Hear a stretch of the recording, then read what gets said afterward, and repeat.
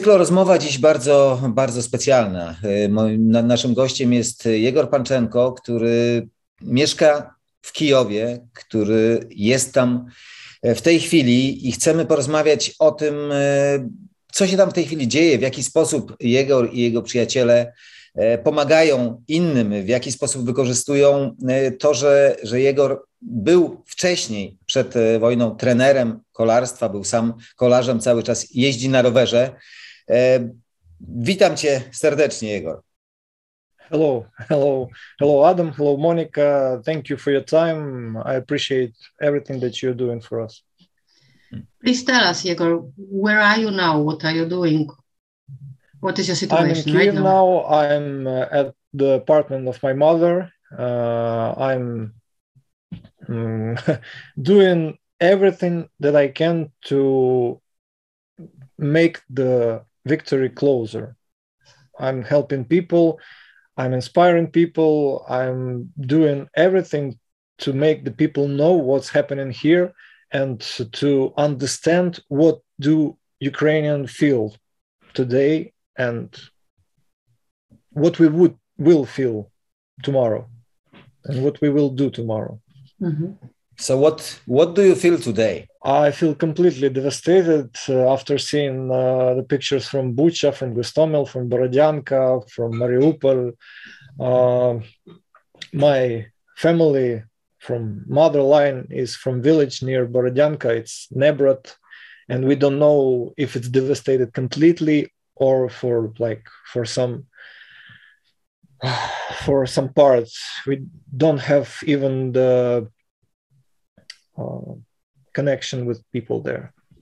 That's why today is the second hardest day of the war that I have. It's the second, and it's not only mine. I see that a lot of people are feeling the same today. It's just today. Tell us something about you, who you are, what we're doing before this horrible war. Yeah, right before the war, I was at Cyprus. I was making the cycling training camp for my team colleague and for me. I was recovering from COVID. I got COVID in December and I lost, if you know the watts, I lost from 320 watts to 220 watts. And it's like 4 years of life for me. So I lost 4 years of life of everyday training and I started to recover. And for now I'm at 260. So I need to work like 1 year, I guess, to make it and level before the COVID. So I was recovering in Cyprus. I'm a cycling coach. I was training a lot of people. Now I'm training only 3.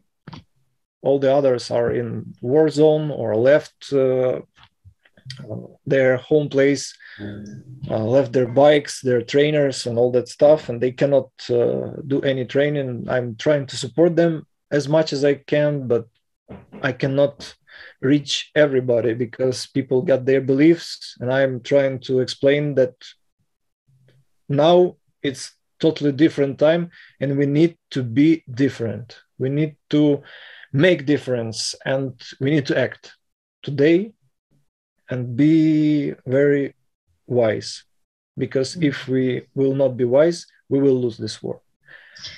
Yegor, so what is the thing that you can do? What is something that you can do wisely to help?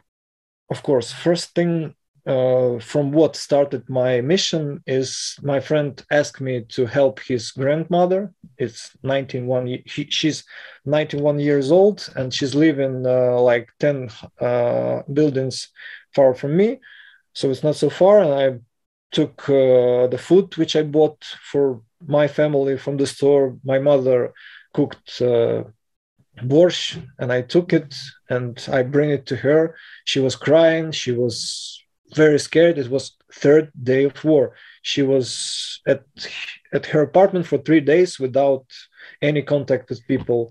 And she was scared a lot. And I understand that I need to help her. I need to help people. I'm feeling power for that. I'm feeling that I have to do it. It's my it's my mission. And I'm asked about medication. I started about medication for her. Then I asked my neighbors. Then they asked their friends, their relatives, and I started to help for my district. Then for left bank of the Kiev, then for right bank of the Kiev. Then I started a big group. Now it's more than 20 people who are using bikes to deliver medications, food, money, anything to those who are in need in Kiev, and 50 kilometers far from the city. We can do it by bikes. 20 people? Maybe more now. A lot of people want to join us, but I'm strictly select people who can do this job. I understand that I need to select who I help, and I need to select people who will help those people, because it's very very sensitive, it's very fragile to do this job and to not lose yourself. Tell us something about the people who are in your group. Are they young, old, men, women? Who are they? Yeah, it's both men and women, both young and old, anybody who can ride bike, who are feeling healthy, who's feeling mentally prepared for any struggle, who can speak to people, who can share the spirit that we will win. We will definitely win this war, and who inspire other people with hope. Mm-hmm. So this is not only medicine and food that you deliver. You deliver also hope and this pets, money. Yeah, but also clothes. Hope and this power of spirit. Yeah. Of course, that's the one which for me is the most important. Mm-hmm. But during the days like this, like today, what we are thinking, what you want to do next after such terrible informations? Yeah, I had one day before this, so at that day I was lying in bed under two blankets. I was cold. I was having running nose, and we need to mention that I'm training every day. So today I decided to skip this training, which is planned for today, because I'm feeling that I will not make myself healthier if I will do this. So I will make the next training. I need to skip this and go forward, because I need to sleep well, I need to eat well, I need to feel well. Then I can train. So I do everything to make my condition best. Yegor, how is it possible to train during the war? How is it possible at all? I have a trainer in my room, in next room. I have bike on it. I have bike for going outside. I'm not going out for mountain biking, only road biking. Going for the, checkpoints over all these checkpoints, showing documents, searching for the roads where I can ride without a lot of checkpoints. And we found that roads. I do recon over the territories which is not under the Russians.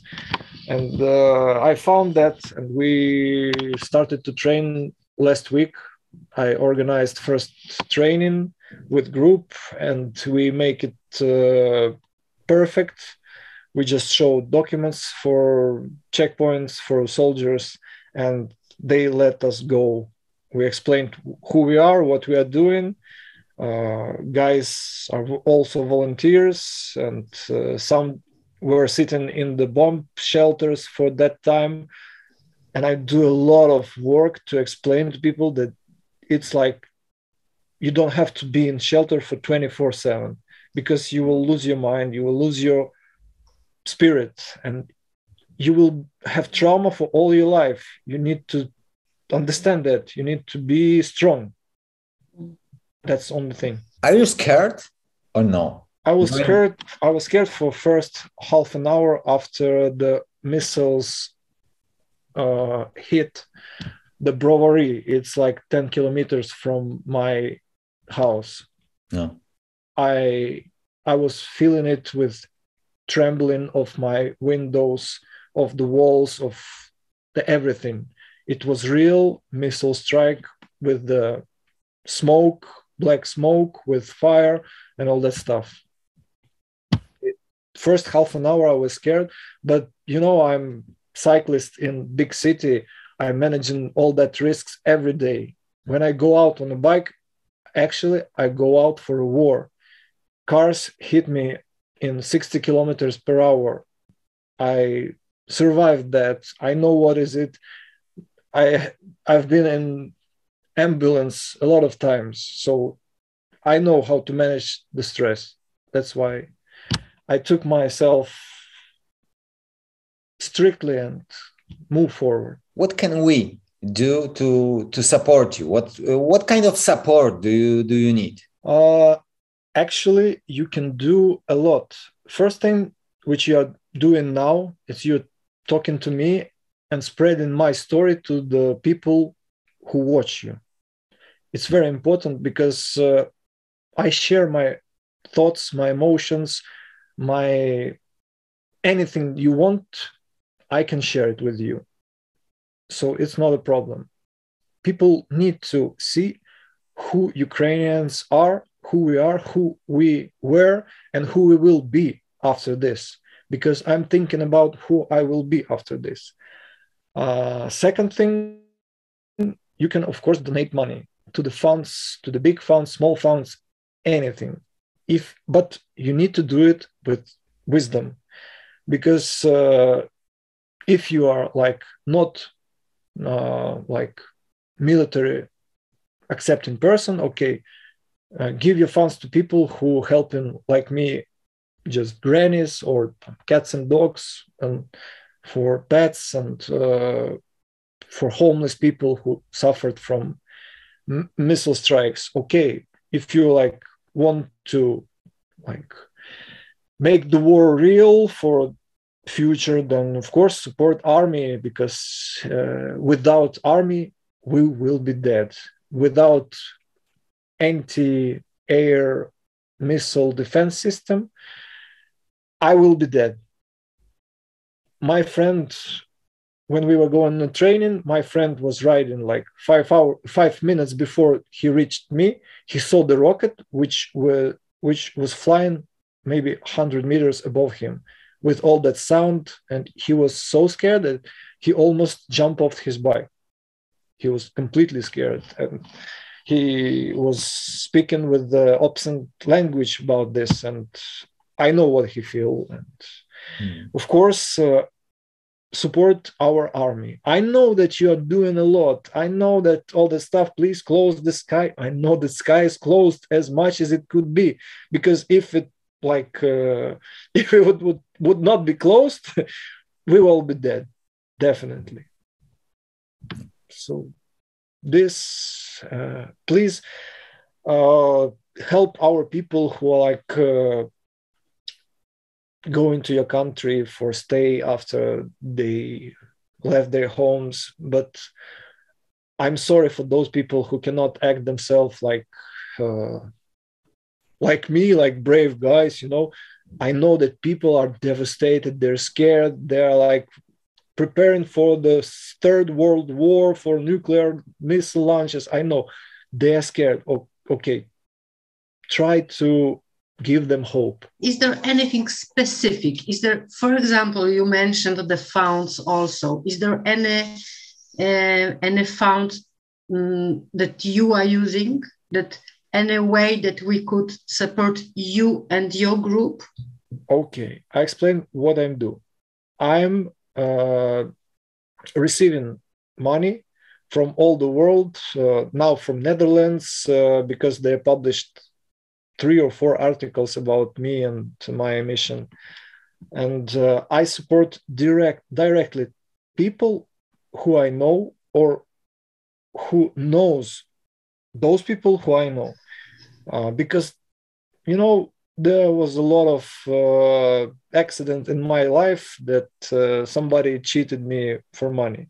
So I know that if somebody will cheat me or I will cheat, it will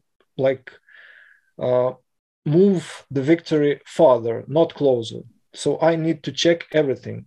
And I'm trying to give help and money to those people who I investigate that they're really in need.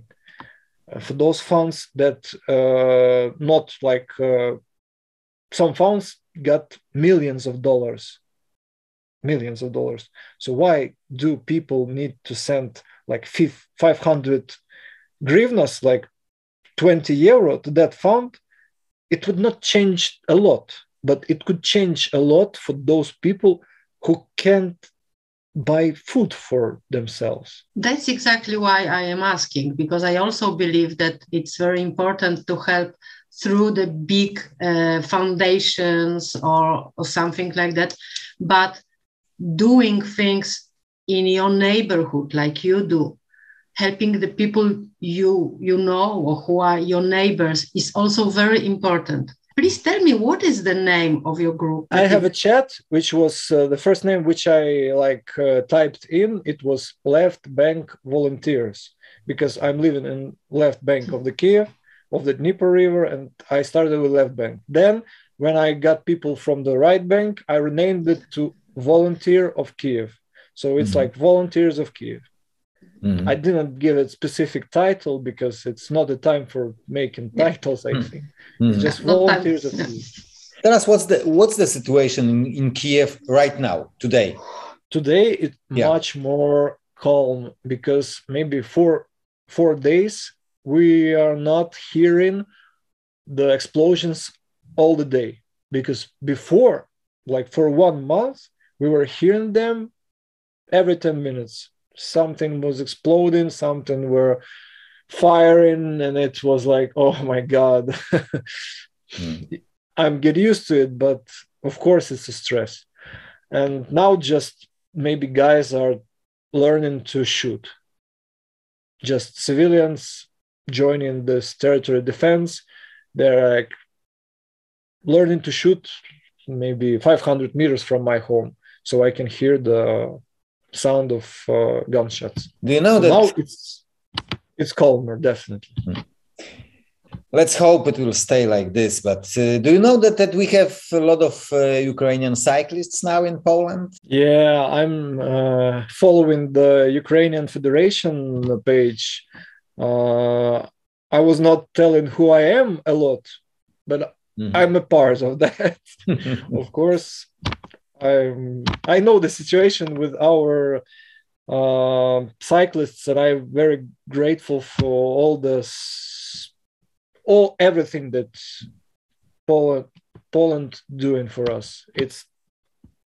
I was not expecting for that. I was crying with tears when I was reading the list of countries who are helping us, because I was living in a bit different reality before the war. Yegor, thank you very much for all this information. Stay safe. Thanks. And I hope we will stay in contact, and we will support you and try to help you and all the Ukraine. Thanks. Sława Ukrainie. Sława Ukrainie.